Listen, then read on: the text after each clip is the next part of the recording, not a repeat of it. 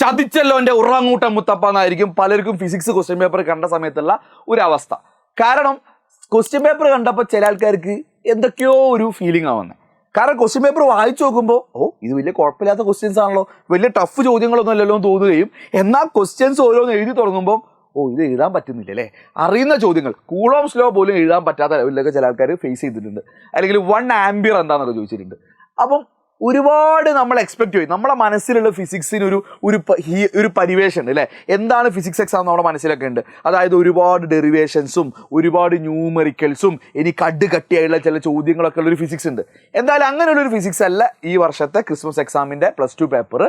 നിങ്ങളോട് സ്നേഹമുള്ള, നിങ്ങളെ മനസ്സിലാക്കി നിങ്ങളെ നോവിക്കേണ്ടെന്ന് മേ ബി സെറ്റ് ചെയ്തൊരു ക്വസ്റ്റ്യൻ പേപ്പർ ആയിരിക്കും. അങ്ങനെ ഒരു ചാൻസ് ഉണ്ട്, അങ്ങനെ ഒരു ടീച്ചർ സെറ്റ് ചെയ്ത ക്വസ്റ്റ്യൻ പേപ്പർ ആയിരിക്കണം.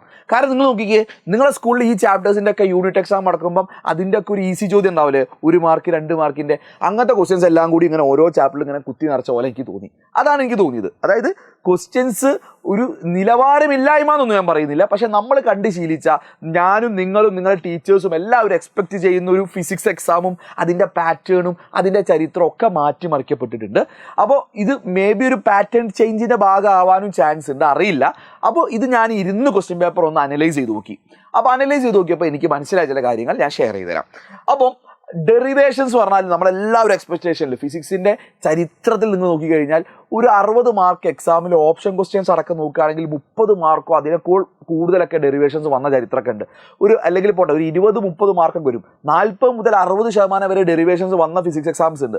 ഡെറിവേഷൻ ഞാൻ വല്ലാണ്ട് പ്രോത്സാഹിപ്പിക്കുന്നില്ല, പക്ഷേ ഇത്തവണ വെറും 10 മാർക്കിനാണ് ഡെറിവേഷൻസ് വന്നിട്ടുള്ളത്. അപ്പോൾ അതൊരു നല്ല മുന്നേറ്റമായിട്ട് എനിക്ക് തോന്നി. ഈ ഡെറിവേഷൻസ് ഇങ്ങനെ കാണാതെ പഠിക്കുക എന്ന് പറഞ്ഞാൽ ബേസിക്കലി റോഡ് മെമ്മറൈസേഷൻ, അതിൽ വലിയ കാര്യമൊന്നുമില്ല. ന്യൂമറിക്കൽസ് നമ്മൾ ഒരുപാട് എക്സ്പെക്ട് ചെയ്തു, എന്നാൽ ന്യൂമറിക്കൽസും അത്ര ഒന്നുമില്ല. ന്യൂമറിക്കൽസും വെറും 11 മാർക്കിന് എങ്ങനെ വന്നിട്ടുള്ളൂ. ഓക്കെ, ബാക്കി മൊത്തം വന്ന വാട്ട് ഈസ്, ഡിഫൈൻ, സ്റ്റേറ്റ് എന്നൊക്കെ പറഞ്ഞുള്ള സാധനങ്ങളാണ് അല്ലേ. വാട്ട് ഈസ് എന്താണ്, സ്റ്റേറ്റ് കൂളോംസ് ലോ, പിന്നെ എന്താ ഡിഫൈൻ 1 ആംപിയർ, ഡിഫൈൻ 1 ഹെൻറി, പിന്നെ എന്താ electromagnetic waves are not mechanical wave എന്ന് പ്രൂവ് ചെയ്യാൻ, വാട്ട് ഈസ്, അങ്ങനെ വാട്ട് ഈസ് അതെത്ര 57 മാർക്കിനാണ് വന്നത്. അതൊരു വേണ്ടാത്ത പരിപാടിയായിപ്പോയി. കാരണം അതിലെ പല സ്റ്റേറ്റ്മെൻറ്റുകളും നിങ്ങൾക്ക് എഴുതിയെടുക്കാൻ ഭയങ്കര ബുദ്ധിമുട്ടാണ്. കാരണം നമുക്കറിയാം ആംബിയർ എന്താണെന്നറിയാം, ഹെൻറി എന്താണെന്നറിയാം, ഈ പറഞ്ഞ പരിപാടികളൊക്കെ എന്താണെന്നറിയാം, ടോട്ടൽ ലെൻത്ത് റിഫ്ലക്ഷൻ എന്താണെന്നറിയാം, EM വേവ് എന്താണെന്നറിയാം, അതൊക്കെ നന്നായി പഠിച്ചിട്ടുണ്ട്. എന്നാൽ അതൊന്ന് എഴുതി ഫലിപ്പിക്കണ്ടേ.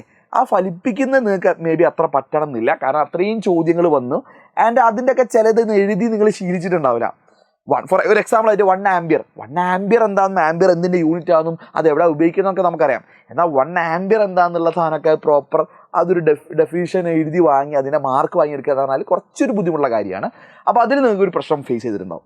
ഇനി ഇവിടെ സംഭവിച്ച മറ്റൊരു ട്രെൻഡ് എന്ന് പറഞ്ഞു കഴിഞ്ഞാൽ, കഴിഞ്ഞ ഇതുവരെ ചരിത്രത്തിൽ നോക്കുകയാണെങ്കിൽ കൊറോണയുടെ വർഷത്തിൽ ഒരു വർഷം ഡിസംബർ എക്സാം വളരെ എന്താണ് സ്ട്രെയിഞ്ച് രീതിയിൽ നടത്തിയിട്ടുണ്ടായിരുന്നു. എനിക്ക് തോന്നുന്നു 6 പാടങ്ങാനായിരുന്നു ആ വർഷം, 6-7 പാടങ്ങാനായിരുന്നു ക്രിസ്മസ് എക്സാമിന് ഉണ്ടായിരുന്നുള്ളൂ. ആ വർഷം ഒഴികെ ബാക്കി ഏത് വർഷം നോക്കിക്കഴിഞ്ഞാലും സെക്കൻഡ് ടേം എന്ന് പറഞ്ഞു കഴിഞ്ഞാൽ കൂടുതൽ മാർക്ക് ഓണപരീക്ഷയ്ക്ക് ശേഷമുള്ള ചാപ്റ്റേഴ്സിനായിരുന്നു.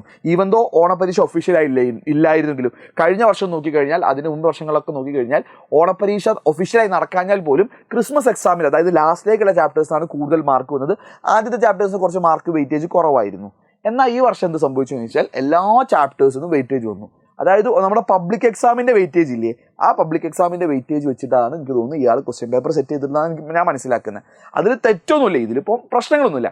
എന്നാലും പൊതുവേ ഉള്ളൊരു പാറ്റേൺ പെട്ടെന്ന് ചേഞ്ച് ചെയ്യുമ്പോൾ അത് ഉൾക്കൊള്ളുന്നതിൽ ചിലപ്പോൾ ടീച്ചേഴ്സിനും ചിലപ്പോൾ കുട്ടികൾക്കൊക്കെ ഒരു ബുദ്ധിമുട്ടുണ്ടാവാൻ ചാൻസ് ഉണ്ട്. അപ്പം വെറും ഈവൻ ദോ ഞാൻ എൻ്റെ പാർട്ട് തന്നെ പറയാം, നമുക്കിപ്പോൾ എന്ത് ചെയ്യാനേ പറ്റൂ, കഴിഞ്ഞ വർഷങ്ങളിലുള്ള സംഭവങ്ങൾ പഠിച്ചിട്ട് നമുക്കത് പറയാനല്ലേ പറ്റുള്ളൂ. അപ്പോൾ കഴിഞ്ഞ വർഷങ്ങൾ പഠിപ്പിച്ചപ്പോൾ ഞാനിപ്പോൾ ഈവൻ ലാസ്റ്റ് വീഡിയോയിൽ പോലും പറഞ്ഞിരുന്നു, എന്താണ് 5ാം പാഠം മുതൽ 10ാം പാഠം വരെ നിങ്ങൾ ഫോക്കസ് ചെയ്താൽ മതി. ആദ്യത്തെ പാഠത്തിന് കഴിഞ്ഞ വർഷം എനിക്ക് തോന്നുന്നു ഈ 4 ചാപ്റ്റേഴ്സും കൂടി ആയിട്ട് 18 മാർക്കാവുന്നത്. അത് ഈ വർഷം കുറച്ചും കൂടി ഒന്ന് കൂടി, പ്രത്യേകിച്ച് 1ാം പാഠത്തിനൊക്കെ കൂടുതൽ ചോദ്യങ്ങൾ വന്നു. അത് നമ്മൾ എക്സ്പെക്ട് ചെയ്യാത്തതാണ്, അത് ആർക്കും എക്സ്പെക്ട് ചെയ്യാൻ പറ്റില്ല. അപ്പോൾ അതൊന്നും നമുക്ക് അങ്ങനെ ഫോർസ് ചെയ്യാൻ പറ്റില്ല. പിന്നെ 1 വേർഡിൻ്റെ സെഷൻസ് കുറച്ച് ടഫായിരുന്നു എന്ന് കുട്ടികൾ പറയുന്നുണ്ട്. നിങ്ങൾ താഴെ കമൻറ്റ് ചെയ്യണേ, 1 വേർഡ് എങ്ങനെ ഉണ്ടായിരുന്നു ഒന്ന് കമൻറ്റ് ചെയ്യണം. 1 വേർഡ് കുറച്ച് സീനാണെന്നാണ് ഞാനും മനസ്സിലാക്കുന്നത്.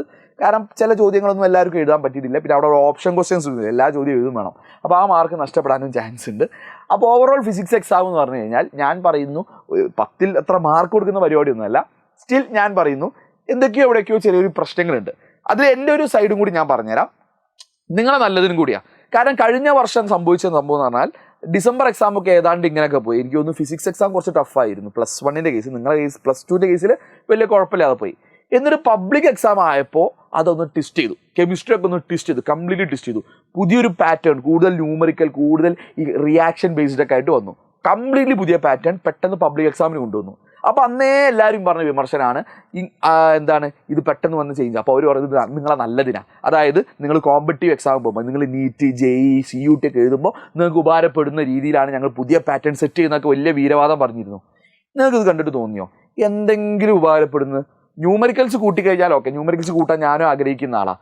അല്ലെങ്കിൽ ഇപ്പോൾ ഈ what is coulombs law, what is 1 ampere, what is 1 Henry എന്നൊക്കെ ചോദിക്കുന്ന ചോദ്യങ്ങൾ ഒരുപാട് ചോദിച്ചുകൊണ്ട് ഈ പറഞ്ഞ കോമ്പറ്റീവ് എക്സാംസിന് എന്തെങ്കിലും അഡ്വാൻറ്റേജ് കിട്ടും നിങ്ങൾക്ക് തോന്നുന്നുണ്ടോ? ഇല്ലല്ലോ. പുതിയ പാറ്റേണിൽ assertion, reason question, statement questions, paragraph question, case study method, അങ്ങനത്തെ ഒരു മെത്തേഡൊന്നും വന്നിട്ടൊന്നുമില്ല. അപ്പം ഇത് എനിക്ക് തോന്നുന്നു കുറേയൊക്കെ വീരവാദങ്ങൾ മാത്രമാണ്, പാറ്റേൺ മാറുന്നുണ്ട് എന്നൊക്കെ ഉള്ള കാര്യം. ഇതിപ്പോൾ ഫിസിക്സിൻ്റെ കേസിൽ അത് സംഭവിച്ചു കേട്ടോ. ഇനി നാളെയും മറ്റന്നാൾ നടക്കാൻ പോകുന്ന എക്സാമിൻ്റെ കേസിൽ എന്താണെന്ന് എനിക്കറിയില്ല. അപ്പോൾ ഇതിൻ്റെ ഒരു നെഗറ്റീവ് എന്ന് പറഞ്ഞു കഴിഞ്ഞാൽ കുട്ടികൾക്കൊരു ഒരു ഐഡിയ കിട്ടുന്നില്ല. കുട്ടികൾക്ക് മാത്രമല്ല, ഞങ്ങൾക്കും ഒരു ഐഡിയ കിട്ടുന്നില്ല. കാരണം ഈ കംപ്ലീറ്റ് മാറി. ഇനി ചിലപ്പോൾ മോഡൽ എത്തുമ്പോൾ നേരെ തിരിയും. മോഡൽ എത്തുമ്പോൾ ഡെറിവേഷൻ കുറേ മാർക്ക് ചോദിക്കും. അപ്പോൾ കുട്ടികൾ എന്താ ചെയ്യുക? ഈ 10 മാർക്കിൻ്റെ ഡെറിവേഷൻസ് മാത്രമേ ഉള്ളൂ വിചാരിച്ച് ഡെറിവേഷൻസ് ഇനി പഠിക്കുന്ന കുറേ ചാൻസ് ഉണ്ട്. ഒരുപാട് പേര് അങ്ങനെ ചെയ്യും. എന്നിട്ട് എന്ത് സംഭവിക്കുക? മോഡൽ എക്സാം ചിലപ്പോൾ ഇത് 30 മാർക്കും ചോദിക്കും. ഇത് ചിലപ്പോൾ അതങ്ങ് കുറയ്ക്കും.